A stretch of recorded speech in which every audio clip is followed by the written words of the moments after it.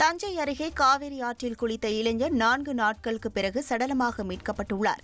ஒத்தக்கடை தெருவை சேர்ந்த 22 வயதான சத்தியசீலன் நண்பர்களுடன் காவிரி ஆற்றில் குளிக்க சென்ற இடத்தில் நீரில் அடித்து செல்லப்பட்டார். கடந்த 3 நாட்களாக அவரை தேடும் பணியில் தீயணைப்புத் துறையினர் ஈடுபட்டு வந்த நிலையில் கணபதி அக்ரஹாரம் கரை ஓரமாக 4வது நாள் சடலமாக மீட்கப்பட்டுள்ளார். ஆசியாவின் மிக வயதான யானையாக கருதப்பட்ட வச்சலா வயது மூப்பு காரணமாக மரணமடைந்தது. மத்திய பிரதேசத்தின் பன்னா புலிகள் காப்பகத்தில் பராமரிக்கப்பட்டு வந்த யானை வத்சலா 100 வயதை கடந்திருந்த நிலையில் கடந்த சில ஆண்டுகளாக முதுமை மற்றும் உடல்நலக்குறைவால் பாதிக்கப்பட்டிருந்தது.